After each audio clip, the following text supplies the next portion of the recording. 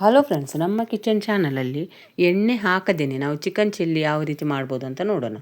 ಇಲ್ಲಿ ಒಂದು ಪಾತ್ರೆಗೆ ನಾನು ಅರ್ಧ ಕೆಜಿ ಚಿಕನ್ಗೆ ಮಸಾಲ ರೆಡಿ ಮಾಡ್ಕೊತಿದ್ದೇನೆ. ಒಂದು 5ರಿಂದ 6 ಹಸಿಮೆಣಸಿನ್ಕಾಯಿ, ಅರ್ಧ ಚಮಚದಷ್ಟು ಅರಿಶಿಣವನ್ನು ಹಾಕ್ಕೊಂಡಿದ್ದೇನೆ. ಮತ್ತೊಂದು 2 ಚಮಚದಷ್ಟು ಅಚ್ಚಕಾರದ ಪುಡಿ ಹಾಕ್ಕೊತಿದ್ದೇನೆ.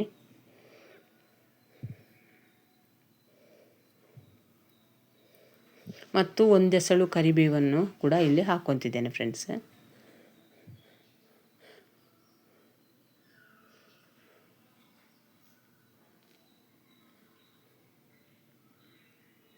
ಮತ್ತು ಒಂದು ಅರ್ಧ ಲಿಂಬೆ ಹಣ್ಣನ್ನು ಕೂಡ ಇದಕ್ಕೆ ಸೇರಿಸ್ಕೊತಿದ್ದೇನೆ.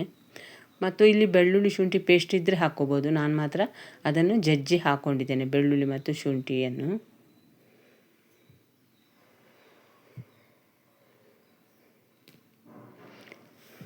ಫ್ರೆಂಡ್ಸ್, ನಮ್ಮ ಕಿಚನ್ ಚಾನಲನ್ನು ಯಾರಾದರೂ ಹೊಸೊಬ್ಬರು ನೋಡಿದರೆ ಈ ಚಾನಲನ್ನು ಸಬ್ಸ್ಕ್ರೈಬ್ ಮಾಡ್ಕೊಳ್ಳಿ. ಬೆಲ್ಲೈಕನ್ ಆಲ್ ಸೆಟ್ ಮಾಡಿದರೆ ನಾನು ಮಾಡೋ ವಿಡಿಯೋ ನಿಮಗೆ ನೋಟಿಫಿಕೇಷನಲ್ಲಿ ಬಂದುಬಿಡುತ್ತೆ ಫ್ರೆಂಡ್ಸ್. ಈಗ ಮತ್ತೊಂದು 2 ಚಮಚದಷ್ಟು ಗರಂ ಮಸಾಲ ಪುಡಿನೂ ಹಾಕ್ಕೊಂಡಿದ್ದೇನೆ. ಈಗ ಇದಕ್ಕೆ ನೀರನ್ನು ಹಾಕಿ ಒಂದು ಸಲ ಚೆನ್ನಾಗಿ ಮಿಕ್ಸ್ ಮಾಡ್ಕೋಬೇಕು ಫ್ರೆಂಡ್ಸ್. ಭಾಳ ನೀರು ಹಾಕ್ಕೋಬೇಡಿ, ಒಂದು ಅರ್ಧ ಗ್ಲಾಸ್ ಮೊದಲು ಹಾಕ್ಕೊಳ್ಳೋಣ. ಫ್ರೆಂಡ್ಸ್, ನೀವು ವಿಡಿಯೋದಲ್ಲಿ ನೋಡ್ತಿದ್ದೀರಿ, ನಾನು ಎಲ್ಲಿ ಎಣ್ಣೆಯನ್ನು ಸೇರಿಸ್ಕೊಂಡಿಲ್ಲ ಮತ್ತು ಕಡಿಮೆ ಇಂಗ್ರೀಡಿಯೆಂಟ್ಸ್ ಬಳಸ್ಕೊಂಡು ಈ ಚಿಕನ್ ಚಿಲ್ಲಿ ಮಾಡ್ಬೋದು. ಬ್ಯಾಚುಲರ್ಸ್ಗಂತೂ ಹೇಳಿ ಮಾಡಿಸಿದಂಥ ರೆಸಿಪಿ ಫ್ರೆಂಡ್ಸ್. ನಾನು ಮಾಡೋ ವಿಡಿಯೋ ಏನಾದರೂ ಇಷ್ಟ ಆದರೆ ಆದಷ್ಟು ಲೈಕ್ ಮಾಡಿ, ಶೇರ್ ಮಾಡಿ, ನಮ್ಮ ಚಾನಲನ್ನು ಸಪೋರ್ಟ್ ಮಾಡಿ ಫ್ರೆಂಡ್ಸ್. ಈಗ ಇನ್ನೂ ಮಸಾಲ ಸ್ವಲ್ಪ ಗಟ್ಟಿಯಾಗಿರೋದರಿಂದ ಇದಕ್ಕೆ ಇನ್ನೂ ಒಂದು ಅರ್ಧ ಗ್ಲಾಸ್ ನೀರನ್ನು ಸೇರಿಸ್ಕೋಬೇಕು ಫ್ರೆಂಡ್ಸ್. ಯಾಕಂದರೆ ನಾವು ಅರ್ಧ ಗ್ಲಾಸ್ ನೀರನ್ನು ಸೇರಿಸ್ಕೊಳ್ಳೋದು ಯಾಕಂದರೆ ಚಿಕನ್ ಚೆನ್ನಾಗಿ ಬೇಯಲಿ ಅಂತ. ಇಷ್ಟ ಆದರೆ ಸಾಕು. ಈಗ ಇದನ್ನು ಗ್ಯಾಸ್ ಮೇಲೆ ಇಡ್ತಿದ್ದೇನೆ. ಗ್ಯಾಸ್ ಮೇಲೆ ಇಟ್ಟು ಅದು ಕುದಿ ಬಂದಮೇಲೆ ಅದಕ್ಕೆ ನೋಡಿಕೊಂಡು ಉಪ್ಪನ್ನು ಹಾಕೋರಿ. ಕಡಿಮೆ ಆದರೆ ಕೊನೆಯಲ್ಲಿ ಹಾಕ್ಕೋಬೋದು ಫ್ರೆಂಡ್ಸ್. ಈಗ ಇಲ್ಲಿ ಗ್ರೇವಿ ಕುದಿ ಬರ್ತಿರುವಾಗ ಅದಕ್ಕೆ ನಾನು ತೊಳೆದಿಟ್ಟಂಥ ಚಿಕನನ್ನು ಹಾಕ್ಕೊತಿದ್ದೇನೆ.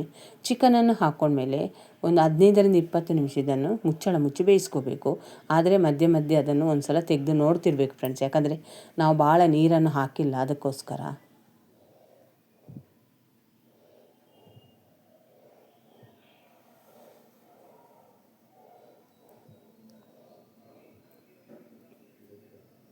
ಈಗ ಒಂದು 15 ನಿಮಿಷ ಆಗಿರ್ಬೋದು ಫ್ರೆಂಡ್ಸ್, ನಾನು ತೆಗೆದು ನೋಡ್ತಿದ್ದೇನೆ. ನೀರಿನ ಅಂಶ ಇನ್ನೂ ಇದೆ, ಏನು ತೊಂದರೆ ಇಲ್ಲ. ಈಗ ಒಂದು ಸಲ ಚೆನ್ನಾಗಿ ಮಿಕ್ಸ್ ಮಾಡ್ಕೊಳ್ಳೋಣ. ಈಗ ಇದಕ್ಕೆ ಒಂದು ಚಮಚ ಸೋಯಾ ಸಾಸ್ ಹಾಕ್ಕೊಂಡು ಒಂದು ಸಲ ಚೆನ್ನಾಗಿ ಮಿಕ್ಸ್ ಮಾಡ್ಕೋಬೇಕು. ಇದು ಅನ್ನದ ಜೊತೆ ಸೈಡ್ ಡಿಶ್ ಆಗಿರ್ಬೋದು, ಚಪಾತಿ ಜೊತೆ ತುಂಬ ರುಚಿಯಾಗಿರುತ್ತೆ ಫ್ರೆಂಡ್ಸ್. ನೀವು ಈ ಮೆಥಡಲ್ಲಿ ಒಂದು ಸಲ ಚಿಕನ್ ಚಿಲ್ಲಿ ಮಾಡಿ ಯಾವ ರೀತಿ ಬಂತು ಅಂತ ಕಾಮೆಂಟ್ ಸೆಕ್ಷನಲ್ಲಿ ತಿಳಿಸಿ ಫ್ರೆಂಡ್ಸ್.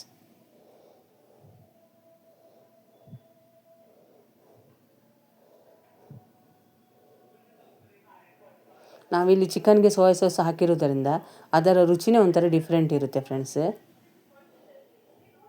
ಕೊನೆಯಲ್ಲಿ 1 ಚಮಚ ಕಾರ್ನ್ಫ್ಲೋರ್ಗೆ ಒಂದು ಸ್ವಲ್ಪ ನೀರು ಹಾಕ್ಕೊಂಡು ಅದನ್ನು ಕಲಸಿ ರೆಡಿ ಮಾಡಿ ಇಟ್ಕೊಂಡಿದ್ದೇನೆ ಫ್ರೆಂಡ್ಸ್. ಅದನ್ನು ಹಾಕಿದರೆ ಇದರ ಗ್ರೇವಿ ಟೆಕ್ಸ್ಚರು ಚೇಂಜ್ ಆಗಿರುತ್ತೆ ಮತ್ತು ಗ್ರೇವಿ ಬಣ್ಣನೂ ಚೇಂಜ್ ಆಗಿಬಿಡುತ್ತೆ ಫ್ರೆಂಡ್ಸ್. ಈ ಕಾರ್ನ್ಫ್ಲೋರ ನೀರನ್ನು ಹಾಕಿದ ಮೇಲೆ ಭಾಳ ಹೊತ್ತು ಕುದಿಸಬಾರ್ದು.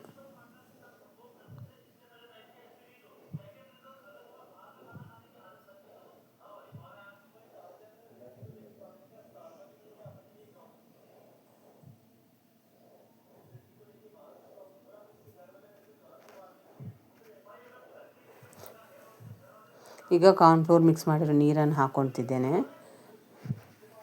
ಈ ನೀರನ್ನು ಹಾಕ್ಕೊಂಡ್ಮೇಲೆ ಒಂದು ಸಲ ಬೇಗನೆ ಚೆನ್ನಾಗಿ ಮಿಕ್ಸ್ ಮಾಡ್ಕೋಬೇಕು, ಇಲ್ಲಾಂದರೆ ಗ್ರೇವಿ ಪೂರ ಗಟ್ಟಿಯಾಗಿಬಿಡುತ್ತೆ ಫ್ರೆಂಡ್ಸ್. ಕೊನೆಯಲ್ಲಿ ಒಂದು ಸ್ವಲ್ಪ ಆಪ್ಷನಲ್ ಕೊತ್ತಂಬರಿ ಸೊಪ್ಪು ಇಷ್ಟ ಇದ್ದರೆ ಹಾಕ್ಕೋಬೋದು, ನಾನು ಮಾತ್ರ ಹಾಕ್ಕೊತಿದ್ದೇನೆ.